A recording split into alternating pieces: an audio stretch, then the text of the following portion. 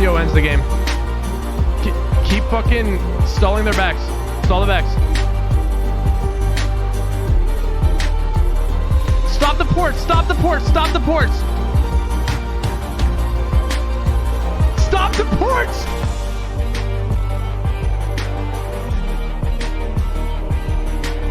Artheo! Welcome back to another Stormbringer video. So today I'm going to show you the easiest and best build by far for Volibear in the top lane. Now Volibear is an incredible champion that can play like different kinds of builds, different styles, but this is my personal favorite for this year. And my last video was about Zeke's conversions, and I gotta say I'm really loving that item. It's cheap, it's got armor and MR in it, which is kind of like a Jack Show, but Jack Show is kind of expensive, and this is even better. It gives you ability haste, and it also has like slow and burn damage when you ult. So if you think about that when you play in the Stormbringer playstyle, the ult is the most powerful weapon. So if you look at my late game items, I got Riftmaker and Titanic. What do those items do? Riftmaker this year scales with health. So when you ult during those 12 seconds, you're going to deal quite a bit of damage with Titanic as well, including hullbreaker. Hullbreaker does more during the ult during those 12 seconds. So every time you get that skipper passive off, it's gonna hurt those towers. It's gonna hurt anybody that you're targeting. And Zeke's just makes it a whole lot easier. And it also makes it easier to snowball into your mid to late game items because of how cheap it is. Now, we all know that Hullbreaker armor MR got removed, right? Except for the Canyon. The Canyon still gets those benefits, but since they removed that, it's been difficult to go like full damage sometimes, and you need a little bit of tank, right? So I wish I had thought about this sooner, but Zeke's is really making a difference for that kind of play style that I used to play a couple seasons ago. If not the entire ever since Hullbreaker came out, I've been playing full like AP or full, like the hybrid build or something like that of that nature, because I could have used the extra resistance from just that item. So now we have Zeke's. I know 25 armor and MR doesn't seem like a whole lot, but it's actually pretty good. It's enough. It's just enough to cover. And plus, you got to remember, when you get dragons like Mountain Drake and stuff, all that can add up. But Volibear is the type of champion that, especially when you go in a Warmog rush, you don't really have to depend too much on resistances. When you're playing the breaker style, it's all about lots of HP and lots of damage and just a little balance of armor MR. Usually, I get like, well, for this season, I would go like one armor, one MR, right? Kind of forced to because Hullbreaker doesn't have anything. So, but Zeke's changes that. It's kind of like Jack Show, but Jack Show's just hella expensive. So I highly recommend you guys try out Zeke's. It makes a world of a difference. But anyway, let me explain this setup build in particular. So lane phase, we want to go Bracer first, because in our runes we're going to be running second wind. We got Graps, and we got Volibear's W. So we want as much sustain as humanly possible. So we get that, and then it's all about speed next, plus your basic boost. I usually go like in this order. Sometimes I'll get this earlier or something like that. So it's usually like this. So I go Bracer, this, Winged Moonplate into boots, and then I'll go Giant's Belt, and then we're all set. Once we get Warmog, you're not going to get the regeneration right away, but within a few levels or a couple of minion waves, Overgrowth, and also your double scaling rune shards will eventually allow this to reach the 1,500, since they nerfed this from 1,300 health to 1,500. Or if you get enough gold to purchase a ruby crystal, which is this right here, you buy that, it's only 400, and then you'll be able to regenerate. So it's It's very quickly after you buy this, so it's not that long. So what we're gonna do here is the thing is, you gotta realize, if you ever watched like Mundu rushes this for that reason. He's got a broken ult. His ult almost basically the same thing. So with Volibear, you know, this is incredibly good on him. It allows him to stay in lane. You know, it's super useful in a sense that it has movement speed. It allows you to get back to lane and pressure. And the biggest thing is, when you get ganked, oftentimes you're low on HP, right? And you're forced to go back. Here. Well, in this case, you don't have to. Just go to your tower, regenerate, and then you go back in. You don't ever have to go back. That's what's nice about it. So I'm going to put Swifties in here, because that's generally what I like to go. I like to go more speed. And a hullbreaker has speed with this item right here. So you're juiced up on movement speed, and literally all you have to do is do a combo. 467. Oh my god! Either you win the you land, if you land the full combo like your Q and E, for example. If that E does not miss, you can do an all in. But if it does miss, then you know whatever. You make a short trade, you back off, regenerate, and you repeat. But the biggest thing that players need to realize with this style, what you need to do is every canyon wave you hard shove. Every non-canyon wave, you only slow push. So that's what you got to do there. And you basically go up and you take a plate. You just chunk the tower with Demolish every time you do that. And back off and regenerate. You got to remember, you juiced on movement speed. And you got your ult to get away. You got Ghost to get away. This is a beautiful core.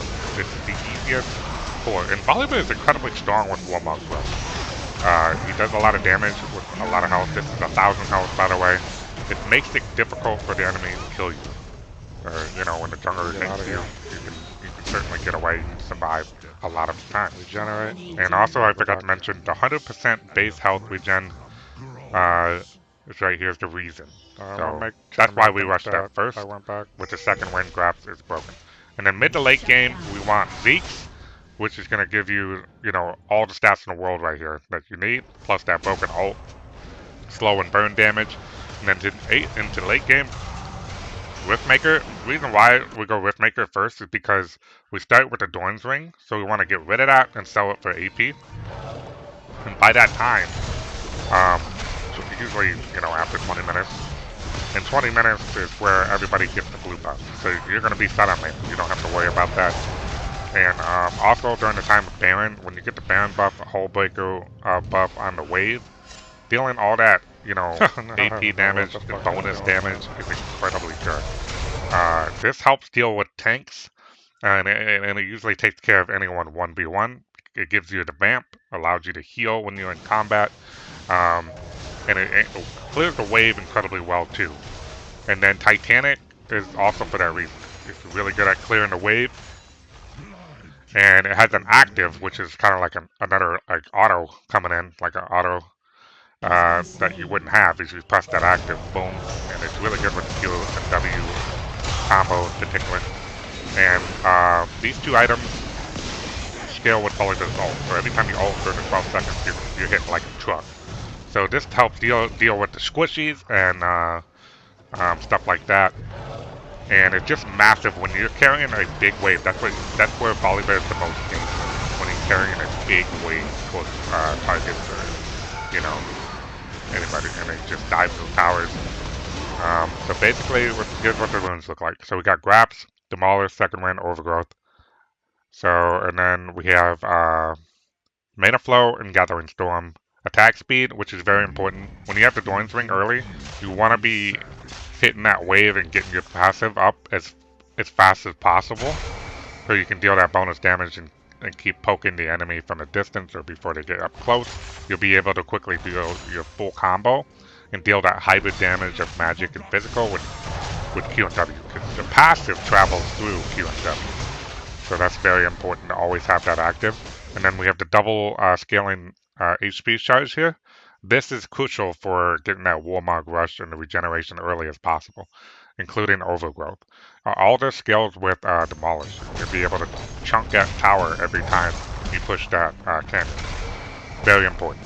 And Overgrowth and Gathering Storm over the course of games is going to give you that damage, especially into the late game when you get the Riftmaker and Titanic. Gathering Storm is going to be really good at that time. You ult Nexus towers, You want as much damage as humanly possible on those next stuff. But you also want to be tanky and have the sustain. So this is my setup. This is by far the best setup. And why this is the best setup? When you do a Warmark's Rush, you know how you don't have to go back?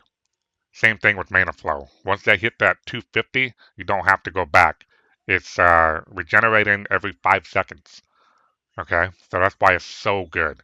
And like I said, at the 20-minute mark, everybody gets a blue buff.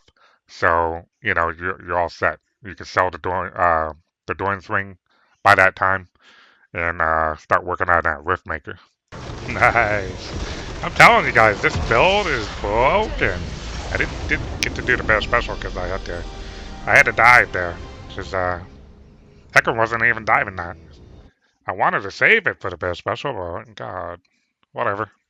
ARTHEO! This is by far the easiest, chilliest build that you can play in the top lane on Volibear. One of the best.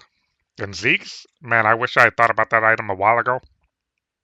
Because, like, Jack Shaw is expensive as fuck. Zeke's changes it. You got slow and you got the burn, and then with Riftmaker and Titanic, oh my god, it's just like the extra HP you get on top of that does more damage. With the Baron and the Hullbreaker wave, oh, there's nothing like it. It's the best item, the best build to go currently right now, in my opinion. When you're playing top lane, the Breaker style, hands down. Warmog is just too good. You saw it in this game. It's like, you know, I was able to stay and regenerate. You know, if you got a Trendamere matchup and you struggle against the champion, you go this build. Trust me. Just look at that tower damage. And Trendamere is known for split push. He's known to take towers. That's all he does. He got nothing. And objectives, secondary, the runes. This is what I run. Mana flow and Warmog. It's just broken. You got sustained for days. Look at how much mana restored. That's a lot. And then Gathering Storm we scale into the late game with all the health that we got here on Overgrowth, as well as the double scaling rune shards. That's the key for this playstyle. You got to have the double scaling rune shards. You got to have that in order to make the early Warmog Rush work.